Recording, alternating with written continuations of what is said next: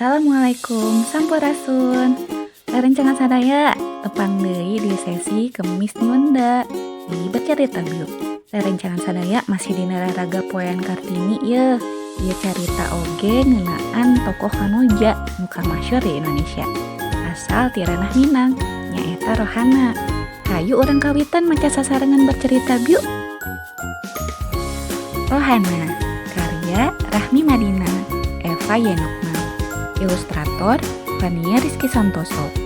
Diterjemahkeun Sunda ku Bapak Tedin sareng reng-rengan. Let's read di Asia Foundation. Rohana. Ibu kaondangan. Rohana dititah ngasuh adi-adina. Wah, padahal Rohana mah hayang maca buku. Adi-adina anteng arulin. Sigana mah ayeuna Rohana bisa maca. Kamari bapana mere buku anyar, De Sirkus, buku carita dina basa Walanda. Tapi rek bisa maca kumaha? Rohana kudu ngudagratna.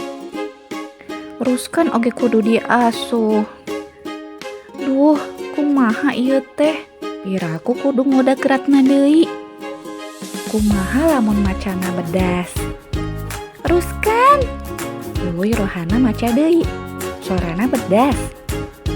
Tina kanan, Ratna jeung Ruskan resepen kana carita nu dibaca ku Rohana.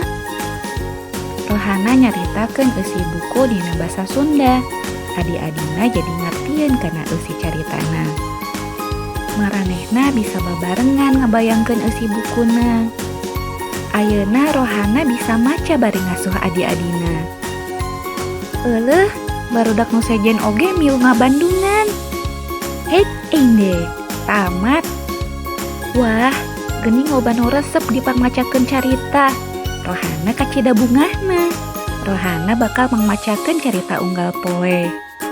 Tangtu babaturan Rohana oge hayang bisa maca jeung nulis. Rohana bisa ngajarkeun ka maranehna. Kumaha ari nuker pareknik? Daekeun kitu dipangmacakeun koran berita kecil. Nya pisan, maranehna oge resepeun. Rohana bakal mindeng memacakeun buku keur nu sejen. Ieu carita kainspirasian ku tokoh Hanoja ti ranah Minangkabau, nyaeta Rohana Kudus. Rohana lahir dina Kaping 20 Desember 1884 di Koto Gadang, Sumatera Barat. Ramana Muhammad Rasyad Maharaja Sultan, pagawe kantor pamarentahan. Ramana sering mangmacakeun buku pikeun Rohana, sarta ngajarkeun maca, nulis, basa Arab, basa Walanda, basa Melayu, jeung ngitung. Kulantaran kitu, Rohana bisa maca jeung bisa basa Walanda. Eta kamampuh teh biasa. Lantaran dina mangsa harita mah barudak awewe teh umumna mah henteu sarakola. Rohana saterusna ngajar babaturanana maca. Ieu kabiasaan teh diteruskeun nepi ka Rohana dewasa. Komitmen Rohana kana widang atikan jeung peran Hanoja kacida gedena. Kaasup ngadeukeun sakola Amai Setia sarta medalkeun surat kabar Sunting Melayu, surat kabar Hanoja anu munggaran di Indonesia, jeung surat-surat kabar liana. Rohana Kudus teh jurnalis Hanoja munggaran di Indonesia. Tah kitu geuning caritana Rohana cilik teh.